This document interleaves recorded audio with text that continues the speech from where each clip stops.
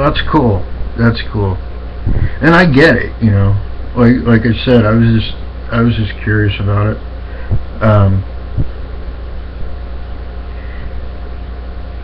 Yeah, and I still get some messages and emails from because if y'all don't know what I about content at all, the office is looking at the audience and I have my Facebook page, facebook.com/JasonOverPro, and Yeah. also facebook.com/show, and we get messages constantly from not just you, not just so you know, I love it, I appreciate it. Yeah. Well, I got to tell you something, and this is why I never took my show to Blog Talk. It's because, like you said, there's 3 hours of preparation time.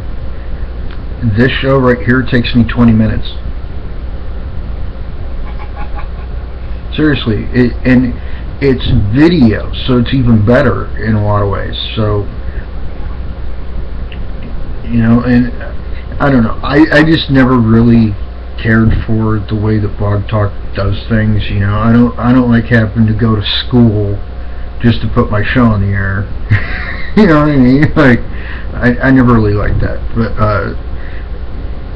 you know, I gotta say, I loved your guys' show, and I had a lot of fun when I was on your show too. You know, cracking jokes and all that stuff, and getting to talk about shamanism. And I still want to come back so we can talk about the paranormal stuff, but I kind of want to wait until you're back, because I think that would bring it kind of like full circle, you know.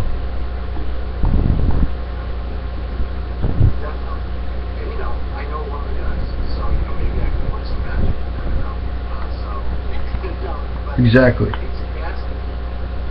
just like yourself that make the show isn't about the people that host the show. It's not. It's about the guys. You know, the show comes full anchor. The show knows people that are amazing and they're good. They'll make sure that the topic is interesting and deliver a similar content that they have to be a similar message. But again,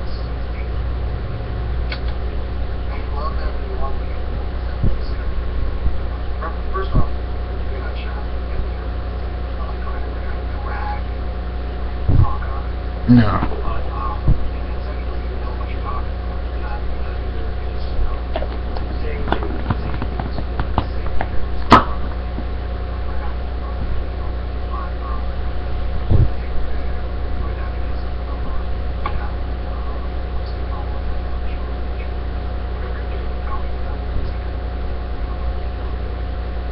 Yeah, well, you know, I figured I should have you on the show,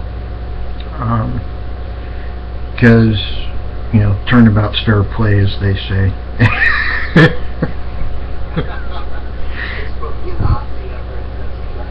Yeah, well, you know.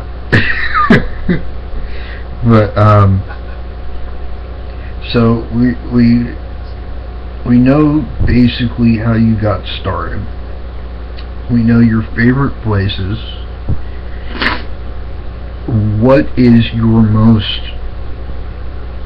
like, profound paranormal moment? That's a good question.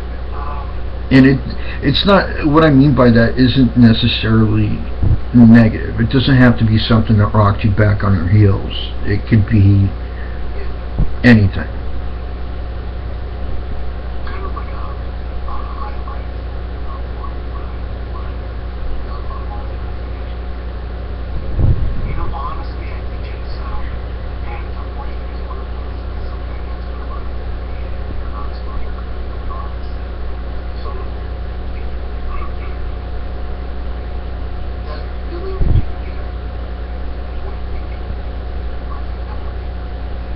Rationalize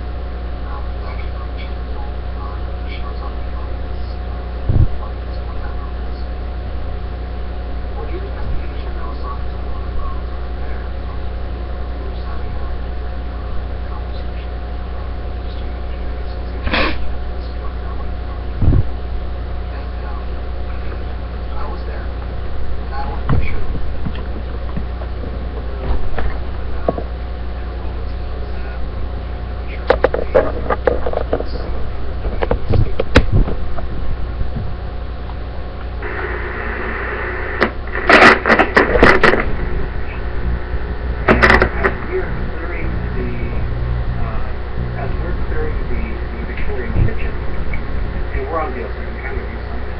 But as we're clearing the kitchen, we have a transient. I look back and I see here, while I'm talking to her, I see her stomach open, and she looks up and she smiles. She smiles and she looks back down and she walks from one room to the other across this little hall. Because it's a little hall. If you walk into the kitchen, there's a kitchen there, and there's one building. There's a room to the left and there's a room to the right. And so those two rooms are the stove here and storage there, kind of like a pantry. So when you're walking in, I was looking back this way and I saw her go from one to the other, holding her clipboard, taking base readings. She's taking base temperature readings and base EMG. And I was looking back at her, and I'm just here waiting for her to come, and I'm looking. And I suddenly feel someone just, tap me on the shoulder. So I turn around, and I see it's her. She's there, smiling at me. She's like, are you coming or not? And I'm like, but I'll be right back. And I ran to the back of the room, and I looked at her, and she was there. I was that. Only interested in it. Wow. I mean, there was not only full body, but I mean, representation of this girl. That I knew exactly what she looked, like her facial features, what she looked like. And so I was able to, if that was the first time that we were going to be platform, and needless to say, that's why it inspired me to keep going back. Never experienced that again, but I was during the first walk, and without any prompting for myself, without any indicator that I had this experience, we continued walking through. Actually, me and her met up with the roommate of the group and the homeowner, and she said, by the way, make know where your group is at all times, because the house has been known to imitate other people in the group. And I was like, boom! Just confirmation right there. This experience something that we experienced before, without telling her it happened, without sharing with anybody else. And I just wish I had my camera running at the time, but unfortunately we were doing a walkthrough, so I didn't have my camera. But it was awesome. I don't care if I don't capture that as that. That's legit. I'm ready. And we don't expect it, so that was that was what we were doing. Wish I could see the body operation. I wish I could.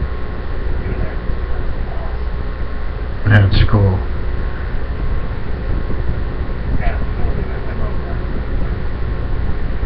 I think, yeah, exactly.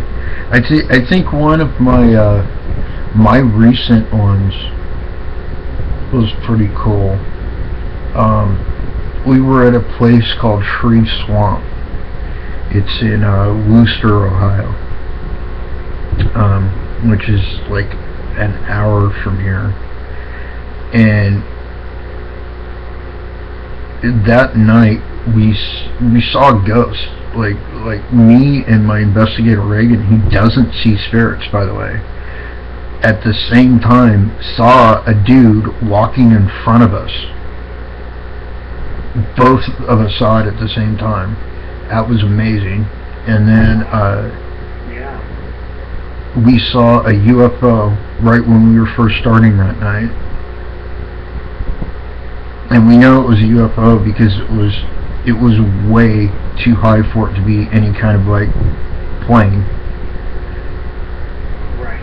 And then later on in the night, after we saw that apparition, I heard a wood knock and a grunt from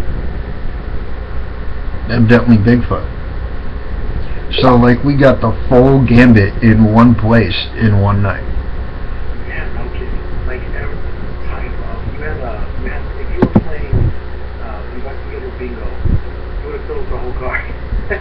Yeah, really neat. Yeah, Reagan, she's one of my team members. She said, I seen that he walked to my van. We'd actually walked up this road a bit, and we were walking back, and he was in front of us, like about I'd guess like 40 feet or so. And then he got to right next to where her van was, and then poof, disappeared. Wow. That's wild. That's so wild. I mean, now, whenever I do my investigation, I don't actually make the connection, try to make the connection, or even make an effort to make the connection. So it could be either staring at space, I'm not seeing it. But do you make a lot of connections with UFO activity in conjunction with paranormal activity? No, not necessarily. I think they're separate things. I really do. I think that they just both kind of exist, you know, independently of each other. But I do believe that UFOs or extraterrestrials are probably even more aware of spirits than we are.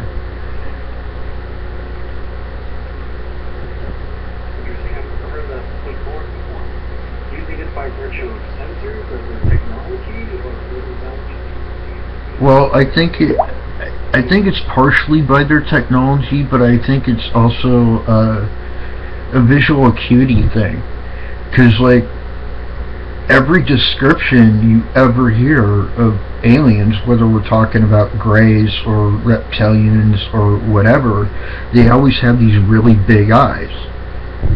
You know, and with really big eyes, you're going to have huge irises that are going to allow you to see in spectrums of light that we don't see. So, just, you know, thinking about it in a kind of like applying a type of logic to what a lot of the world would deem illogical, being the paranormal, the UFOs, so on and so forth. That's kind of the conclusion I came up with, anyways. I didn't think about that. That's actually a good point. I mean, the idea is kind of similar to the premise that people think that practical deep inquiry about those origins or deep, they see beyond the culture. Yeah. I shoot types in enough for a cone they have in their eyes apparatus. I mean, the human eye, as complicated as it is by no means the most complicated eye on Earth. No, actually, the feline eye is actually 1,000 times more complicated than ours. Yeah, absolutely. I mean, our eye is actually, evolutionarily speaking, kind of middle of the road.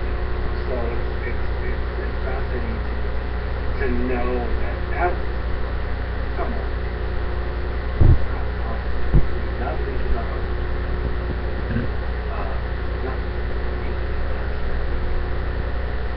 and if you have really a species, like if you have a upward bear, it is a species that, like fades out. It's a bear, they're able to see more than we are. And further augment that technology could be faster. I can see your point. I can totally see your point where they could actually possibly see paranormal activity that we may not even be able to see. What if there's a massive apparition that is only visible in the spectrum of light that we know exists, or radiation searching it. You know, that's a very good point. That's interesting. Maybe we can talk about that. Yeah. Now, we have a lot of people on our show that put forward ideas that I may not accept innocent somehow, that I may not I may completely agree with some of our guests say. But first of all, our show is not about putting those kinds of people on the Our show is there to educate the public as to the user out there, what theories are out there, what information is there, what lights are, what research. It's like a lot of these shows more research. We don't go really in lockstep with any one source. I don't want anyone taking my show and saying, look, this is what the truth is, or it's not. It's one fact or the truth, and I want you to know what you can from it. Have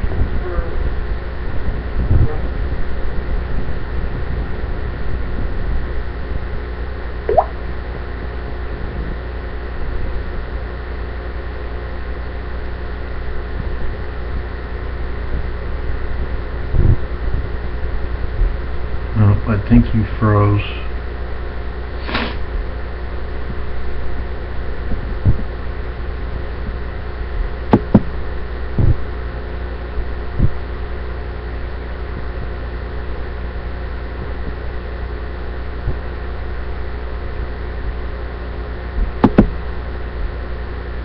Or I did.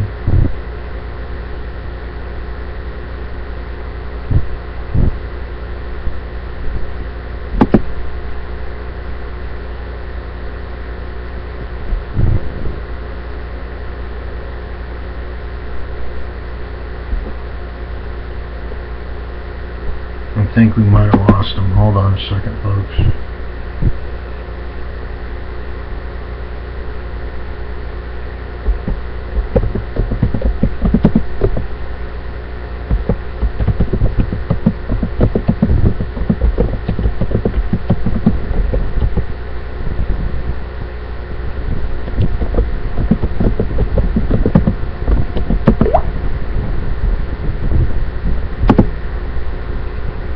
Yeah, I lost him.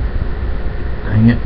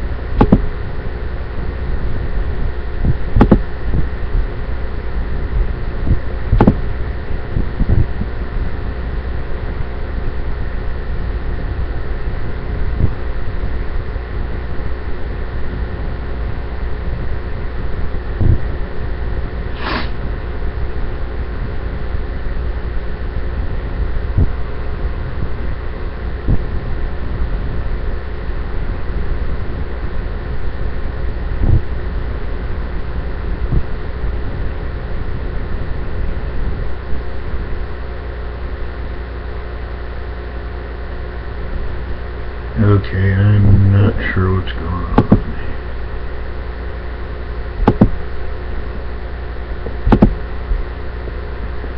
Hang tight, folks. We'll get him back in a second.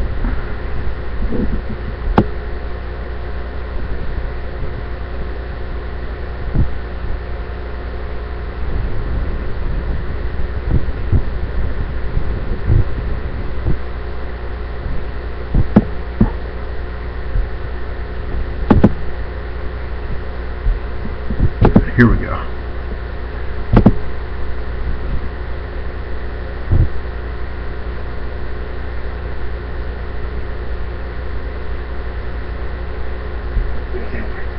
There you are.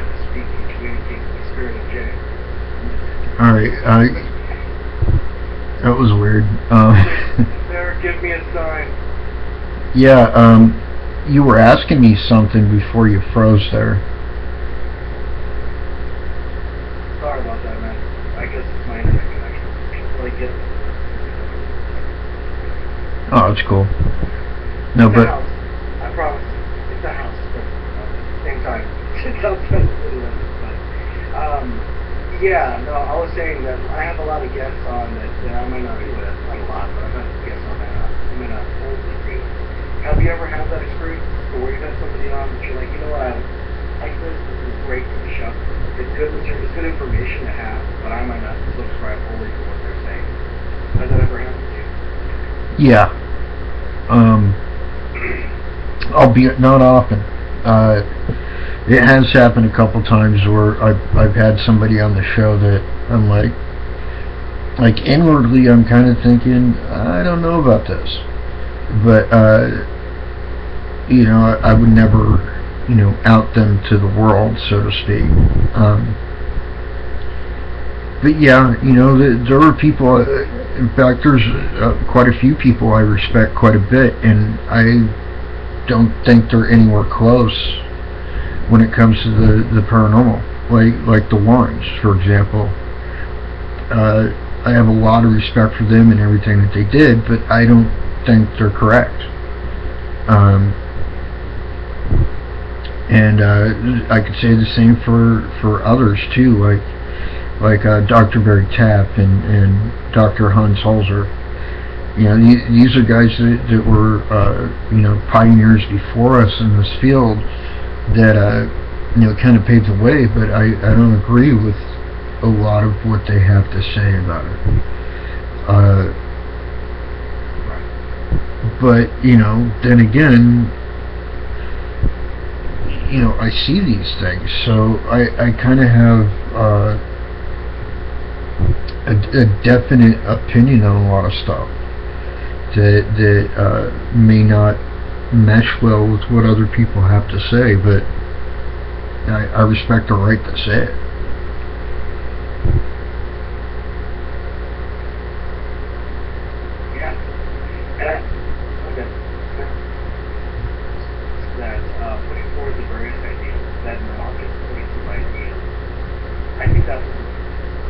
Yeah. The fact that I might not agree with you, but I want to hear what you got to say. I really want to hear. Because what happened to me earlier on this show, just talking to you at the beginning when you asked me about the intellect, when we talked about the we questioned that. Like, I reevaluated my own view on that, and I love that. I challenge that. I love to be challenged. By all means.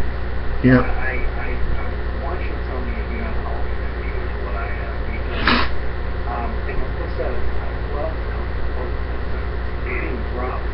Rob always told me, I love being offended. It shows me where my limits are.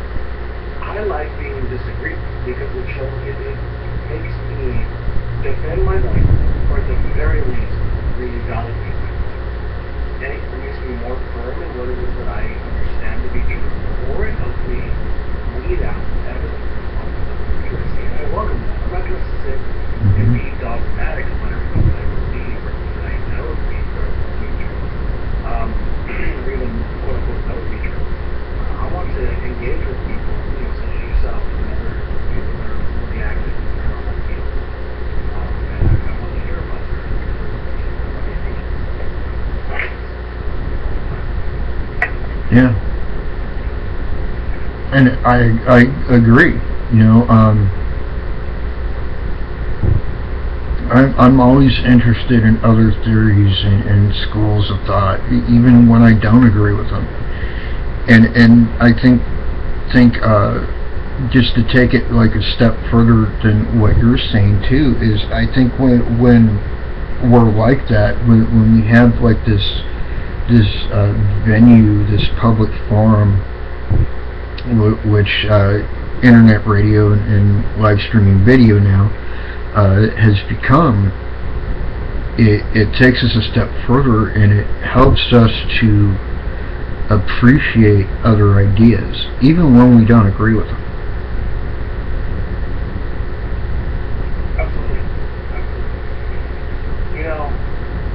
I think what's interesting to me, and I think what appeals, and I'm going to say something that is, I'm not even trying to be religious or anything. But what I'm not saying is, I think religion, I don't mean human. I'm not saying every single person has to be religious. Your personal belief is your personal belief. But I think it's important for humanity to disagree with variables. What else is it? We went out and looked at what is necessary for the human species as a whole. Because until we can believe in something bigger than ourselves, so we can actually get out of the microcosm of Jason, this little square, little world, and like I said, little space, so we can let go of what we have here. We can truly appreciate what everyone else has going on. And I think that's important. And I think people need to use, I think people should tap into the paranormal, the topic of paranormal, to get a better understanding of themselves, and get a better understanding of the world in which we all live. Because when the moment you can say, I have no idea, and I'm comfortable with it, that's when you're open to new ideas. And that's when you're open to new learning. When you can admit that you just don't know. There's nothing wrong with saying, I don't know. You don't have to give an answer to that. Saying, I don't know is fine. When you ask somebody, somebody, for instance, about the beginning of life, and there was a famous recent debate between Ken Hamilton and I'm not trying to get into that now because I just want to use this example before the Big Bang. He said, I don't know. Perfectly illogical and real response, right? Regardless of your personal beliefs in the Bible, I'm not saying I'm for or against that, but what I'm saying is that's a perfectly reasonable response for someone to have who has a skeptical mind. I would rather take that person that says, I don't know, than somebody that says, well, I know for a fact that I know for doing this. No, you really don't. We really don't know. You know, there's no one saying that ghosts are made up of elements, so spiritual. See, I pretty much agree with you.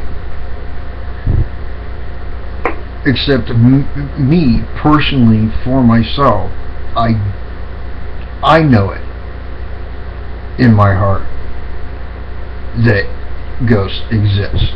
I can't tell you what they're made of. I can't tell you why exactly they're here, you know, except for maybe I can discover something by a case-by-case basis, but even then, that's not the bigger question. But I myself, in my heart, I know it. But I always say on my show, I can't change your mind. All I can hope to do is open it. And when I say we don't know, or go ahead, sorry, go ahead. Oh, I was just going to say, and I wholeheartedly mean that. If I can at least make somebody think about it, then I've done my job. Yeah, that's what's important. And you know, when I'm saying we don't know, I'm not a good one.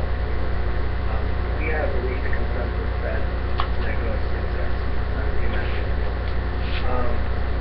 We need people on both sides to say yes.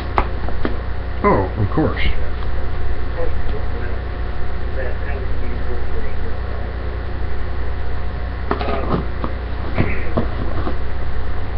And because we need to grow, not because we need to get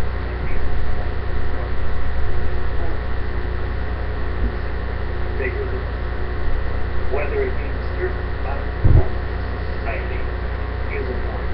I think humanity is innately selfish, which is fine. It's part of why we are still here. We're kind of selfish, but you know, we made it as far as but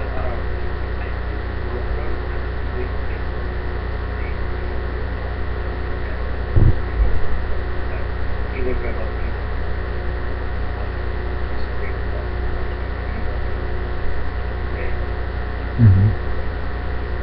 Well, also, because we're on video, you almost just saw me kind of smoking through my vapor. I put that earlier. I picked it up and right before I went through the video, I stopped myself, but I'm going to call myself over now because I'm freaking hilarious. I was almost like, yeah, go come over. So, this is my bag right there. So, yeah, I want to tell everybody about that. That's pretty funny. But what I wanted to say was another thing I said on my show a couple times is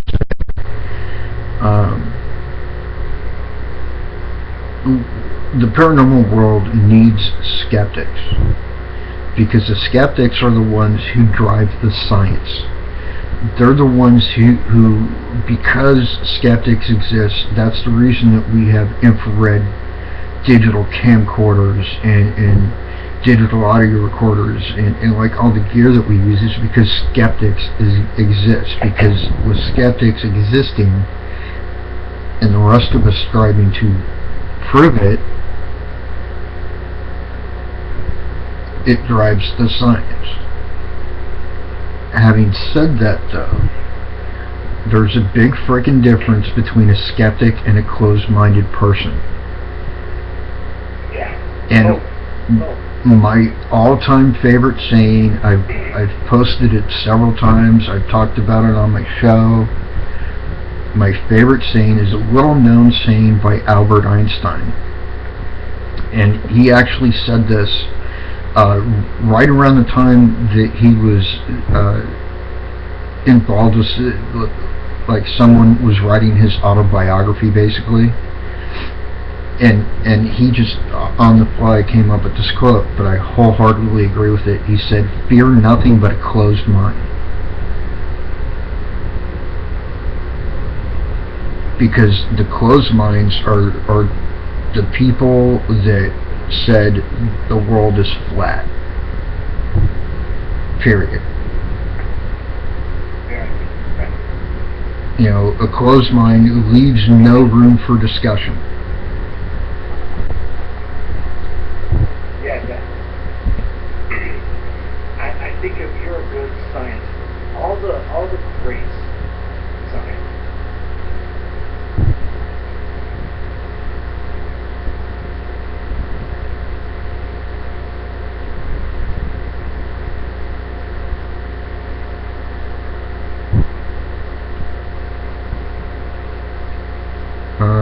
I think we lost you again.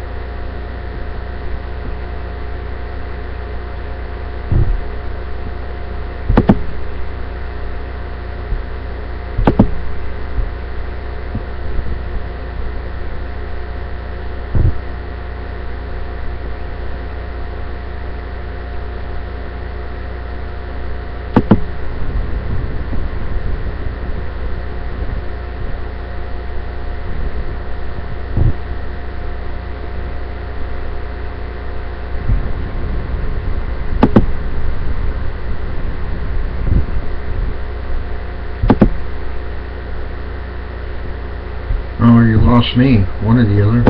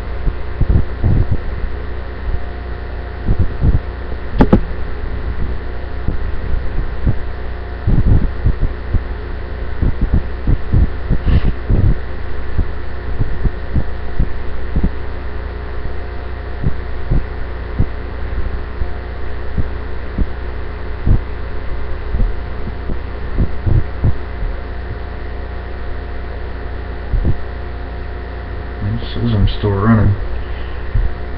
Anywho,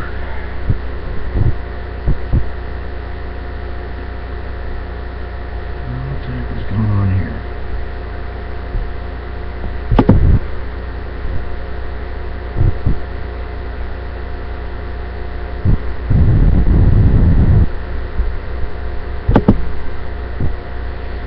I apologize, folks, if you could still hear me here. We're having technical difficulties, evidently.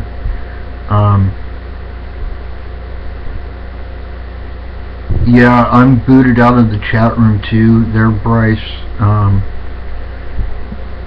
We'll try and get that situated.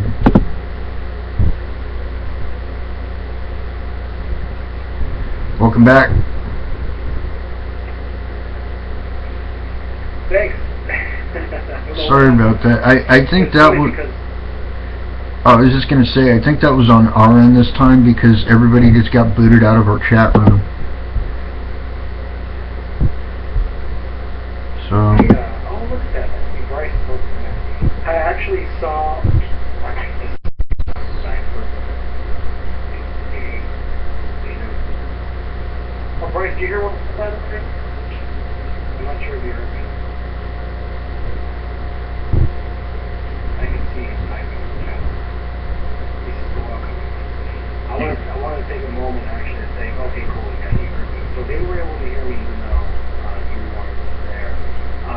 Actually, when they came, shut the Facebook page and listening on the side of the road. That's why. Bye. Oh, cool.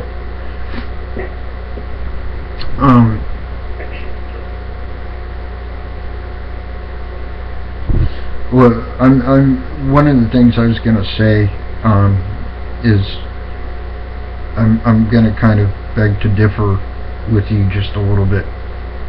Is I think what you're saying about religion is kind of right, but I think it's more spirituality than religion necessarily, because religion is kind of an organized thing, where spirituality is just something that you feel in your heart. You know it's the truth for you, and I think that's what separates it. But that's tomato, really. No, it's an important distinction to make. Honestly, working for choices. So I stand corrected. That is a very good point. It's a very good position. I'm not saying anything like Christian or Jewish or anything of that nature. Wicked spirituality. That's the important part. And you're absolutely right. You're absolutely right. And what's unfortunate is I've just admitted my error. Being saved, I'm going to do it for posterity. So hopefully we'll and play back on our show. Because, let's not tell them last after that. We are no secret. Yeah. Oh yeah, Bryce, you probably didn't take it. No, but it's cool.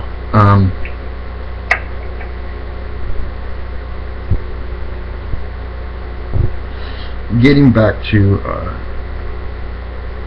paranormal, have you ever had other experiences aside from ghosts?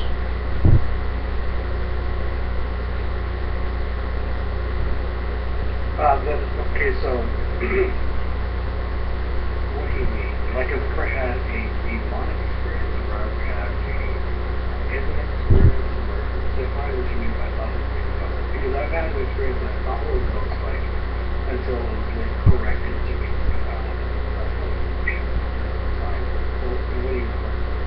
I'm referring to like cryptozoology, UFOs, and yes, demons too, I guess. Even though I kind of personally lump them into like ghosts too, because it's still part of the spirit world. I mean ghosts as well, because for a second I was Ghosts Part 2. Return. Like for a second I thought that's what you meant. I was like, I think of them as ghosts, kind of the sequel. Yeah, dude. You mean ghosts as well? No, I mean like demons as well as. I kind of lump them in with ghosts because they're all part of the spirit world, so that's like one thing to me, really. But like, have you ever had any like cryptid or UFO experiences? I had. We have many different important, but I mean to answer plainly, me personally, no. But we did do one case where we had a young woman that traveling off 30 minutes.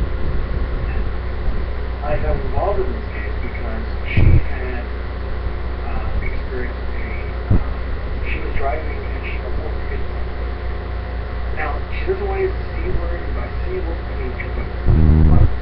Yeah.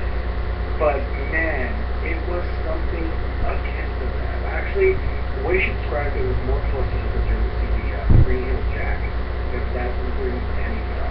Yes, it does actually. Yes. To explain this to my listeners, right around the time of the Jack the Ripper killings,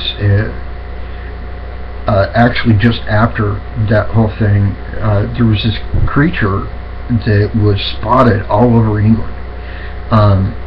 Later on, it appeared in the United States apparently, but it looked like kind of like a demonic almost type of creature and it actually wears like a top hat, and it has springs on its heels, which is why they call it Spring Heel Jack, and it would actually leap over buildings according to the classic reports. So that's interesting.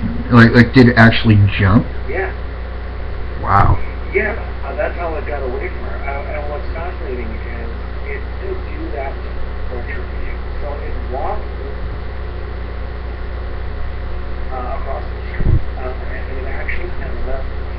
It didn't have a spine when people got her to the week. That's why she didn't even see that way of thing. But because it's Texas and because it's South Central Texas and we're so close to Mexico, and she's of course just like me, of Mexican descent, I have to think of that. Well, you're Mexican. I knew Chupacabra was going to come up somewhere, or Chipotle, or Chupalupas, or something.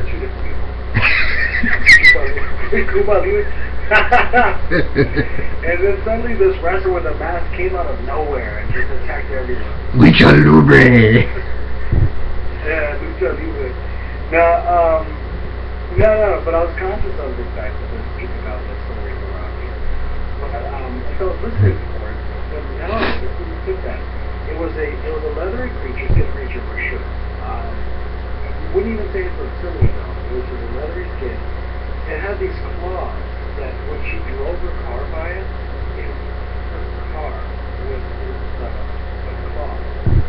And it actually scratched the sheet metal on the car, like pulled up. You can actually, like something was just sharp and knife and went along the side of the car. And it pulled up with the metal.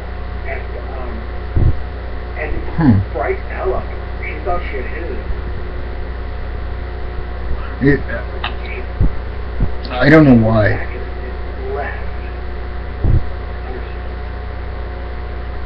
Wow. I don't know why, but when you were describing that, like the leathery skin and all that, and I could be way off base on this, granted, but the first thing that popped into my head wasn't Chupacabra, it was actually the Jersey Devil. Yeah, totally thought that too, man. Because, totally my head too, Jersey Devil. And I don't mean... in fact, it went from Jersey Devil... Good. Sorry. I was just going to say that, I don't mean like the classic description of the Jersey Devil, because I think it's just a mixed mash of like whatever, but because like one description has him being like part goat and part bat and part this and but then there's this other description of the Jersey Devil where it's almost like a cross between like a pterodactyl and a bat, that I think is actually more likely, I guess would be the word. And that's just what popped into my head, because that description, they have like these long claws at the end of their wing appendages where they scratch stuff like that. So when she was going through the description, I had in my head something similar to what you see like on WebMD, where you put in one symptom and then after she was give me another try to set of characteristics that will eliminate these and will eliminate another one. So I actually was going through the process of elimination, and I actually had Jersey Devil as part of that. The problem with it, though, is that she specifically stated that this thing had no semblance of wings. No wings whatsoever. Well, here's the thing, though. All the reports that you... Go ahead. I kind of get what she's saying, but this is how it could still be a Jersey Devil-like creature, at least in my way of thinking, is it was on the ground. So if it's down on its wings, she wouldn't see them because they'd be folded up. All she would see is the front appendages. That's true. And if it was close enough to its body, you may not even see it. We don't know what these wings look like when they're close to their bodies.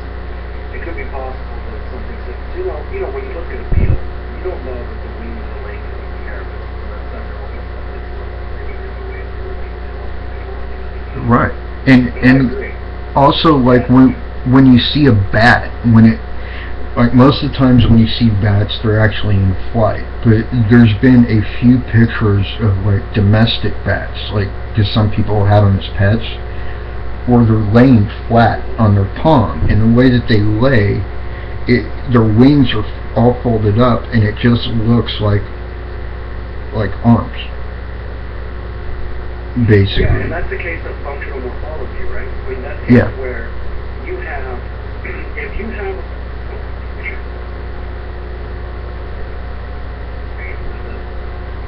extended between its two limbs, that makes the membrane between the two limbs susceptible to damage, whether it be from trees, animals that actually attack a parasite. So the bat doing that, being in red, and having its wings somewhat obscured, at least tucked away, that's the case of functional morphology where you have an animal able to adapt to where it can treat on that type of time. But you're right, that's a good point. It's a very good point. What the hell are you doing? But the thing is that it's quite true that it could have been an instance where you have attention to the country. What's fascinating per account, however, and you don't have the benefit of the full account, and even now I don't have it in front of me, and I wish I had. I've talked to my friend George, he actually helped me out that, and he was actually on our show. But actually he was a point.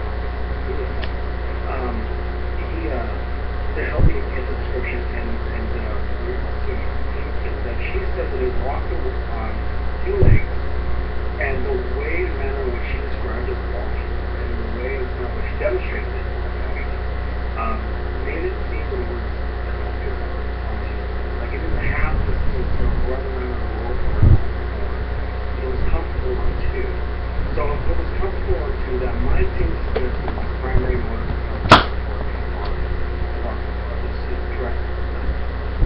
well, here's the thing about that, and this is why, and once again, I'm not saying it is the Jersey Devil or anything like it. I mean, like I said, I could be way off base, but there have been reports of the creature I'm describing walking on its hind legs. So true. And even then, might as well don't fly all the time. They run around. And like the way it jumped, it kind of reminds me of like a short glide almost. But you know.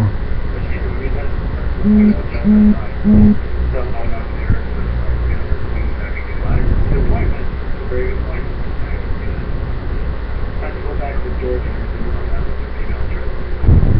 Maybe even get another interview on it. She was really sweet. I mean, George, as I said, was way more sweet, and he was telling me she was hesitant to bring her back. Because we went back to the scene, and the only time she would go back to the scene was when it was broad daylight, and it was really hard during the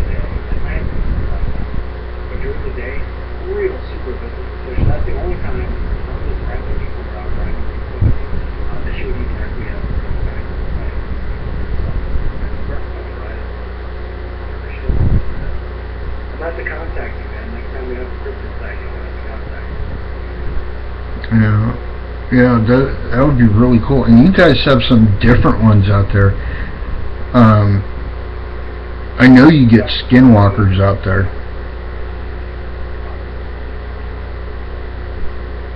And skinwalkers. You know, I have very limited information on skinwalkers. And I know we have like, just FYI, I know you're probably looking at, we have like 14 minutes left. So if we could, and I'm sure you're, you know, if you probably want to go a lot more information about it. And I tried to get into this more on our show as well. Yeah, you want to speak out more than just skinwalkers. In fact, you know what? I'd like to have you on as a panel with someone talking about, yeah, that's a great idea, man. Like a show talking about skinwalkers and other people that we don't like it. So a skinwalker is not a lycan, right? What is a skinwalker? Can you define that for me? Well, it depends. It depends on which school of thought you want to go with here. According to the original Native American legends, what a skinwalker was an evil shaman that through magic taught himself the ability to change shape.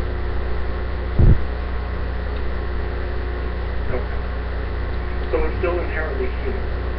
Right.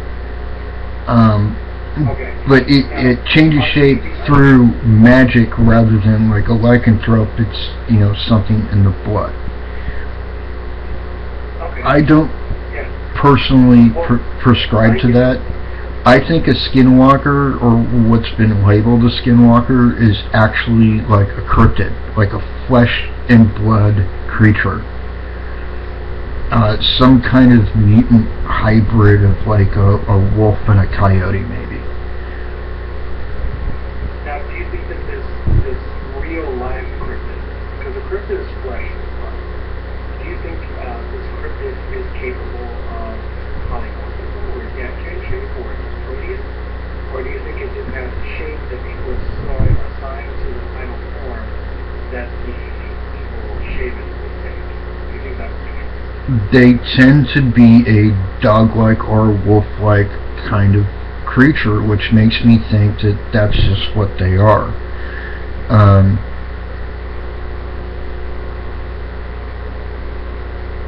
And the reason why they attribute like the whole evil shaman thing to it is because like the ultimate predator in that environment is a coyote. You know, because coyotes, like, I'm sure you know, southwestern coyotes are freaking devious. Like they're super smart. They're not as big as a wolf, but they can be twice as dangerous when they want to be. So, I don't think that the reason the coyote is not as big as a wolf is because it's easily. I mean, that's actually bullshit. No. Well, that plus they survive in the desert. Bigger size wouldn't do them any favors in that environment. So,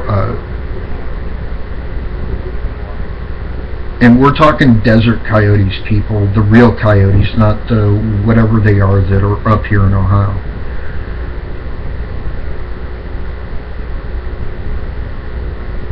Which I think is actually some kind of hybrid between wolf and coyote, actually, but that's just me.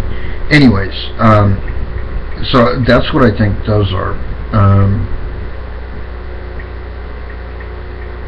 I think it kind of makes sense when you think about it, because the areas where they're most often seen are in the desert, and especially around like Utah and Nevada and New Mexico, all these areas where, like back in the 40s and 50s, they were doing all these nuclear bomb testing. So it is possible that all that created some kind of mutant wolf coyote kind of creature And that's, in fact, what these things are.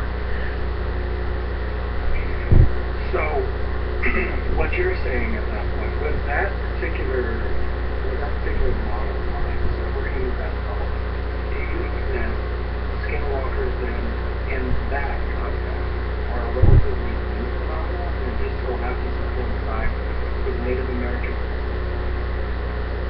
Yeah, because there was always stories, like the ancient stories about skinwalkers are like thousands of years old. But there was an influx of skinwalker sightings that were being seen by like white people and people off the reservation and stuff, which makes me think it's actually something else that they're seeing, and it's just been labeled as skinwalker. What do you think that was? I mean, if it's something pre-testing, pre-nuclear testing, and they have all these sightings, what do you think about? Are you part of Joey's belief, or it's part of like something that's more humanoid and dog-like, like you fortunately dog? No. Do you think it's something like that, or do you think it's that's entirely different from your nuclear testing lifestyle and Native American beliefs? What do you think that was? Something that's about that's been seen by non-natives? I think the actual skinwalker, the one that the stories are actually about, is actually closer to like a lycanthrope kind of thing. I think that the stories are actually accurate when it comes to that, but those skinwalkers would be so extremely rare that they could very well be extinct by now, because when you become a shaman, it's like becoming a priest. You're not really going to lead towards the evil side of things.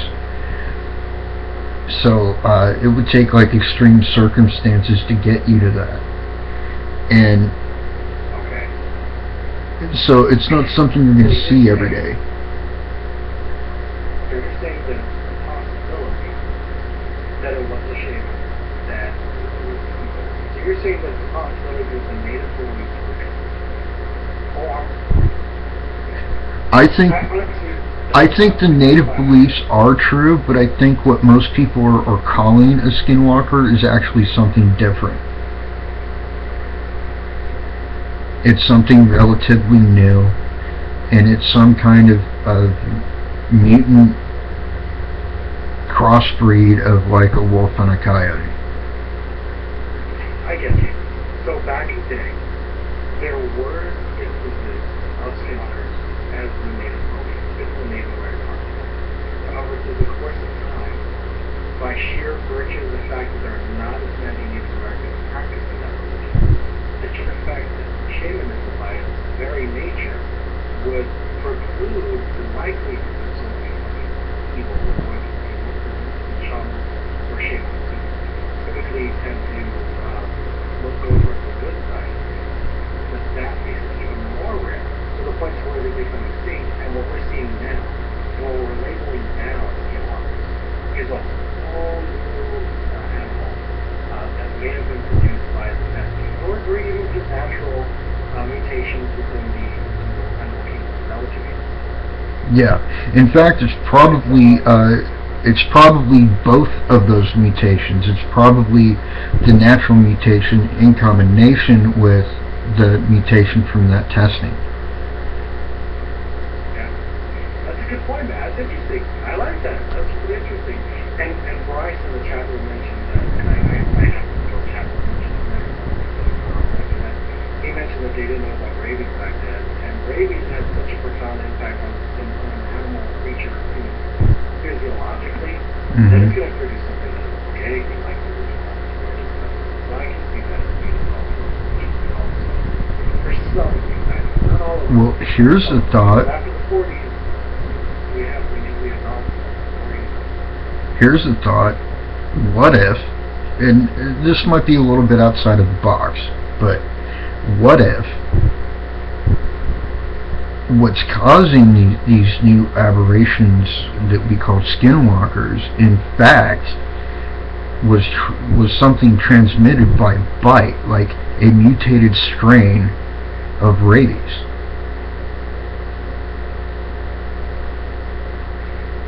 That's terrifying.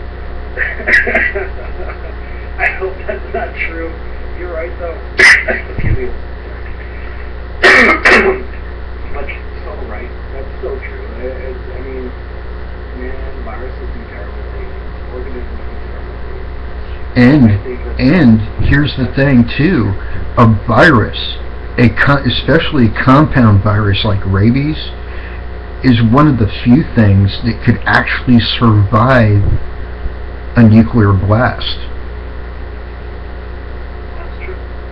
Well, for actually, by chewing the presence of all that nuclear material, a virus especially can even cross millions of generations within the lifespan of a single organism. Millions of generations. That's quite Exactly. So like you figure that, yeah, exactly. And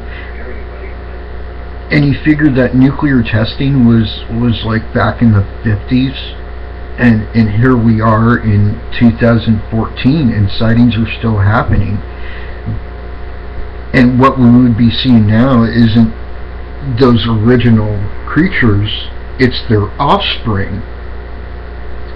So now what was a mutation is now nature. That's true.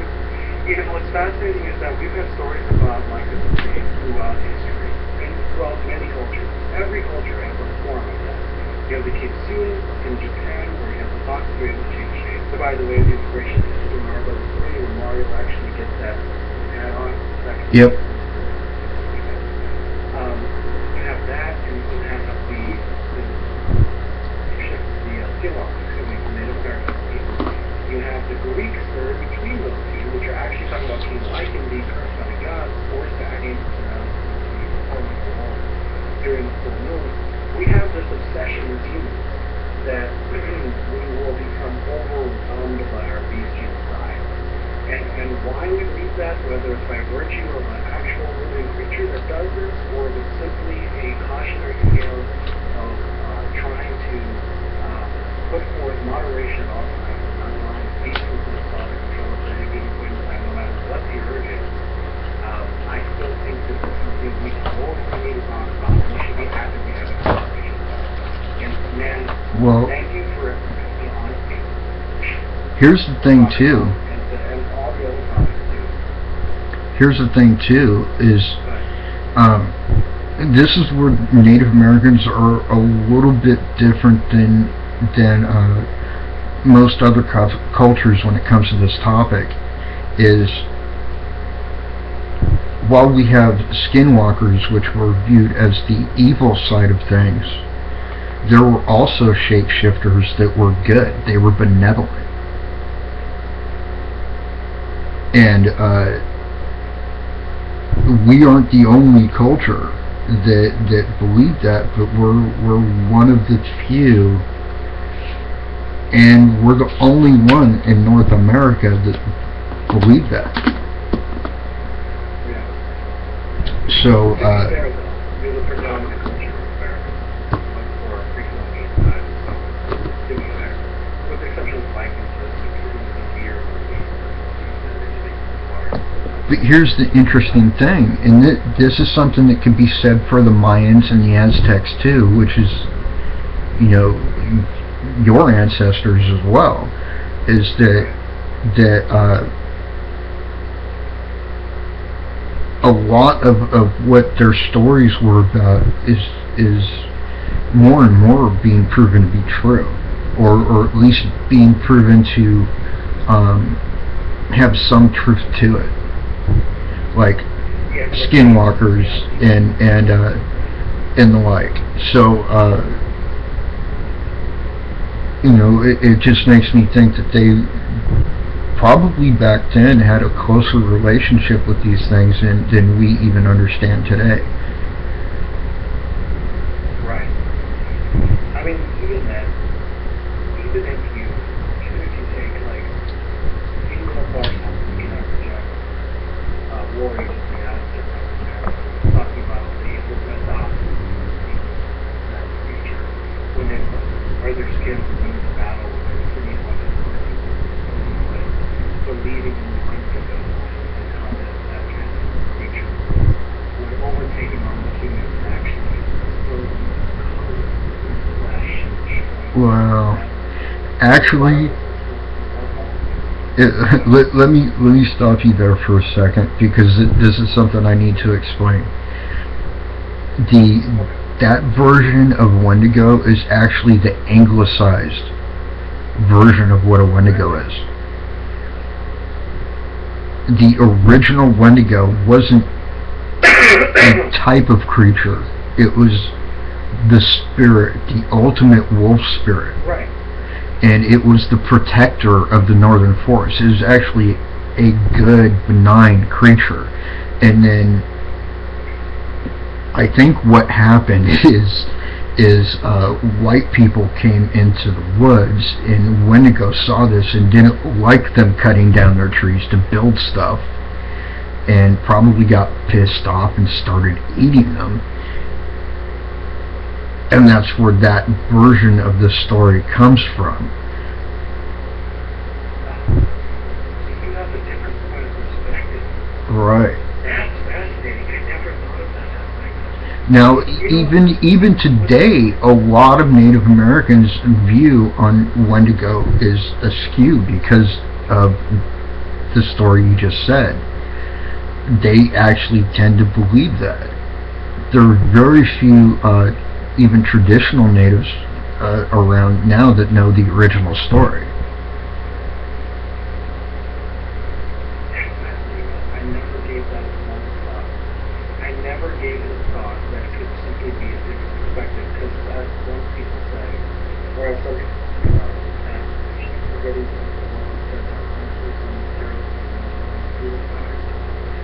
I mean, you have one aspect of somebody that's considered demonic when you know it could actually be someone's spiritual protector. That's so true. I never thought of that. That's so true. And Bryce is saying the scary part of all these stories that have been handed down, they start with the truth. And I think he's right. There's a great truth which we have to figure out where that's from. To me, that's where I love it. Like, where's that truth? How much of that Wendigo story is real? And how much of it is something that you can blame something on a phenomenon like Arctic insanity?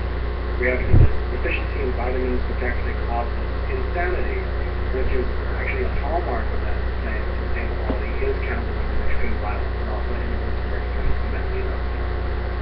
And that would explain why it happens in your north, where you have predominant diaspora of that belief, because that's where the diet was right. Oh, yeah. It would explain why this happens there so much, but it still doesn't explain why we have stories in that degree, why stories that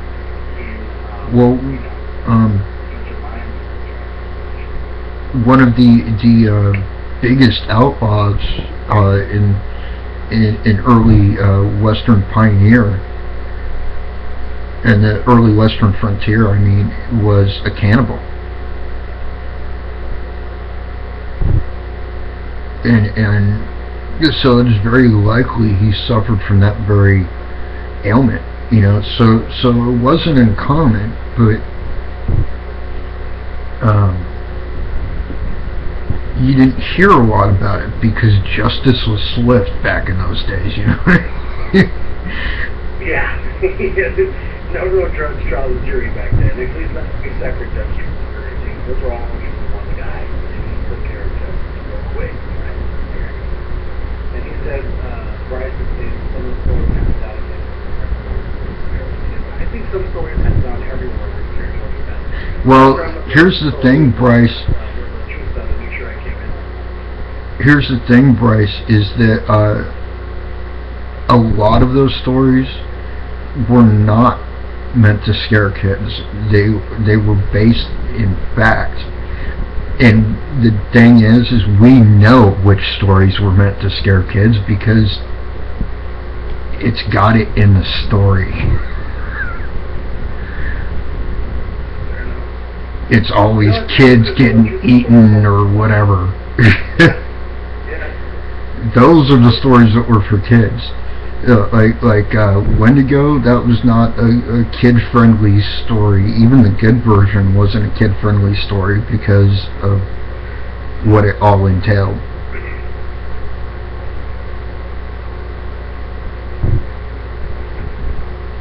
But I definitely have different ideas about things, especially when it comes to cryptids, like Bigfoot. For example, I don't think Bigfoot's an actual cryptid. I think it's an elemental spirit, which is why it can be solid mass, 1 second leaving footprints, and then all of a sudden, poof, it's gone. But, that's just my theory. I mean, that's definitely something that could be considered. Well, and it would also explain why they're seen in just about every environment in the world. Like the Himalayas have the Yeti, and like the jungles below have what they call the Yeren, and then we've got Bigfoot and all these other things all over the world. So I don't know, it makes sense to me anyways.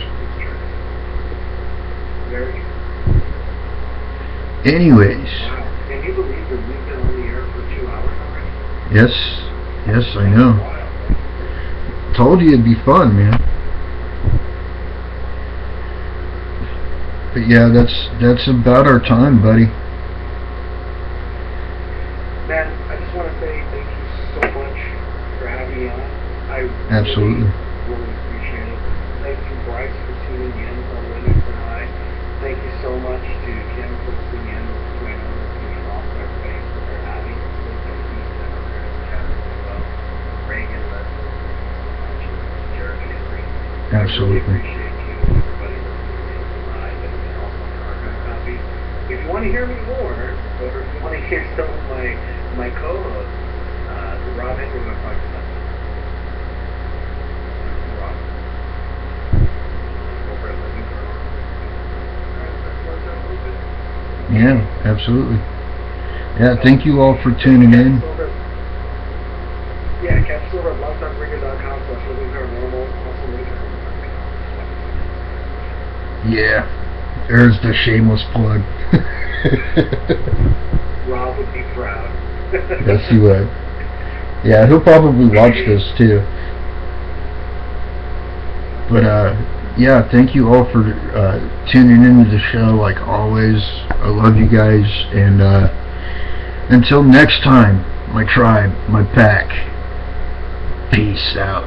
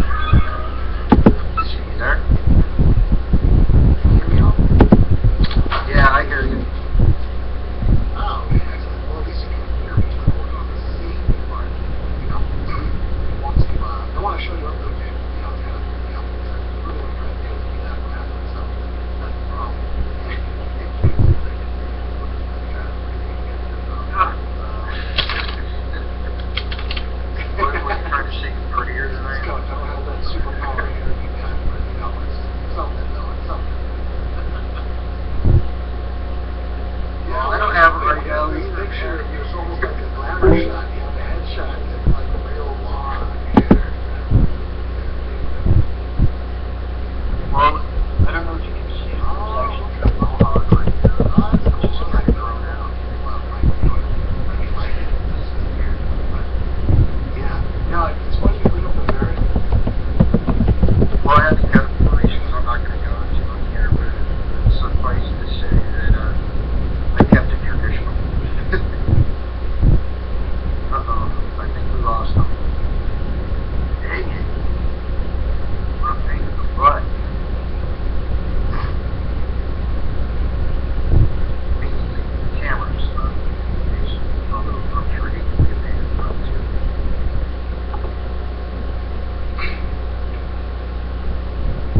yeah, the camera does not like me right now.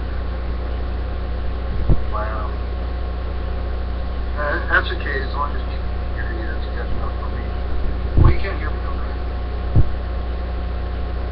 I can hear you, yeah. So, Let me check with the listeners, I just want to make sure. good deal. Yeah, they can hear you. So, you live in Texas. Is that outside of Texas? You're in San, Yes, sir. yeah, San Antonio. I am. And it's funny that you bring up Mexico and the North. Hey, this was August 1st, alright? Just to be fair, I'll see what I'm on. And Colorado. That's Colorado, not Colorado. That's what I mean by that. You know, the north, Texas, California. So that's all you got. Go back to where you're from, look around all kinds of things. Well, actually, you want to be really technical. Right, yeah, just want to check it out. Yeah. Anyways, Well, you know, I'm happy. so, That's all. yeah. Here you go.